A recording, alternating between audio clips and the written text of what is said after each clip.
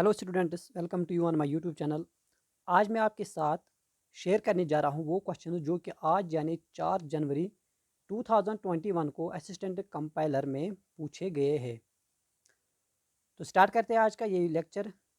सबसे पहला जो क्वेश्चन आया था वो ये था कि Copenhagen is the capital of, तो इसका सही आंसर है डेनमार्क।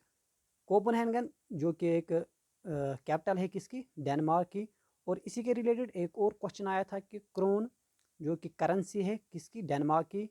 यही बताना था कि क्रोन किस कंट्री की करेंसी है, तो इसका सही आंसर है डेनमार्क। एक और क्वेश्चन आया था कि मिसाइल मैन ऑफ इंडिया किसको कहा जाता है, तो ये है एपीजे अब्दुल कलाम। एपीजे अब्दुल कलाम को मिसाइल मैन ऑफ इंडिया कहते हैं। इसके बाद एक और इम्पॉर्टेंट था देशबंधु ऑफ इंडिया, ये किसको कहा जाता है, तो ये कहा जाता है सी आर दास को। सी आर दास को कहा जाता है देशबंधु ऑफ इंडिया। एक और था कि फुल फॉर्म ऑफ पिज़्ज़ा, ये बताना था Panchayat extension to the scheduled areas act 1996। अब बात करते हैं कि मैथमेटिक्स से जो क्वेश्चन आया था वो ये था कि surface area of cuboid find करना था। लेंथ इतनी थी, ब्रेडथ इतनी थी और हाइट इतनी थी, इसका हमें सरफेस एरिया निकालना था। तो आपको मालूम होगा कि सरफेस एरिया बराबर होता है क्यूबॉइड में twice L B plus B H plus H L. Length, breadth और हाइट ये दी हुई थी और इनका वैल्यू यहाँ पर पुट करना था और आंसर निकालना था।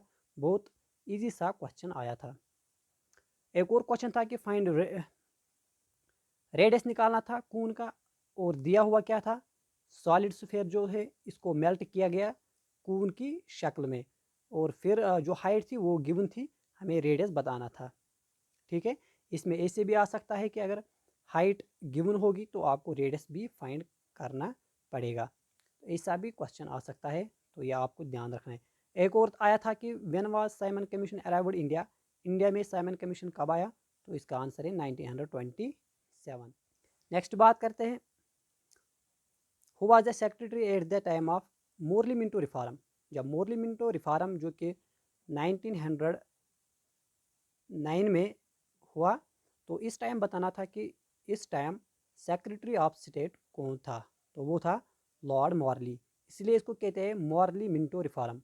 ठीक है, और जो मिंटो था वो क्या था, वो वाइस राय ऑफ इंडिया था एट द टाइम, और मॉरली क्या था, ये था सेक्रेटरी। इसके बाद आया था कि article 51A is in which part, ये किस पार्ट में है, it is in part 4A। 4A part में है आर्टिकल 51 जो कि फंडामेंटल ड्यूटी से रिलेटेड है। इसके बाद आया था राइट टू फॉर्म एसोसिएशन, ऐसे ही दिया हुआ था।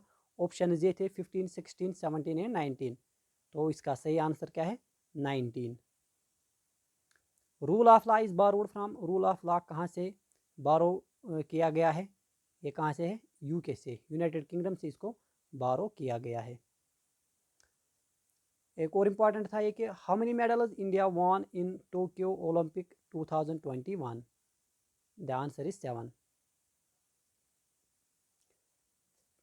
इसके बाद एक सीरीज़ थी जो कि रीजनिंग से रिलेटेड थी, राइट द नेक्स्ट टर्म, ऐसी सीरीज़ आ सकती है। ठीक है, इसमें से थोड़ा सा डाउट है। इसके नेक्स्ट भी एक टर्म थी, वो मुझे याद नहीं है वो टर्म क्या थी, इसीलिए इसको आप मतलब याद ध्यान रख सकते हैं कि ऐसा क्वेश्चन आ सकता है। इसके बाद बेसिक सिंपल इंटरेस्ट क्वेश्चन थे। सिंपल इंटरेस्ट कैसे निकाला जाता है उस पर कुछ क्वेश्चन आए थे। प्रॉफिट एंड लॉस में एक क्वेश्चन आया था कि अगर 2 articles were sold for rupees, यहाँ पर कुछ था, कुछ अमाउंट यहाँ पर था, और ये 2 आर्टिकल्स थे, उसको सपोज किसी कीमत पर बेचा गया है, और फर्स्ट आर्टिकल पे उसने गेन कितना किया 20%, और प्रॉफिट के और सेकंड में उसने लॉस कितना किया 20%। और हमें ये बताना था कि what is the net profit और नेट लॉस, और ऐसा भी एक क्वेश्चन आया था। नेक्स्ट क्वेश्चन क्या था, Sindhi language wire added in which year in the Indian constitution, तो इसको कब ऐड किया गया 1967 में। Which is the largest right bank tributary of Chenab, the answer is Marusudar. और ये भी याद रखें कि लार्जेस्ट लेफ्ट बैंक ट्राइब्यूटरी क्या है, वो है तावी। ये भी आया था कि salt movement is related to which river, ठीक है, तो इसका आंसर है साबरमती रिवर।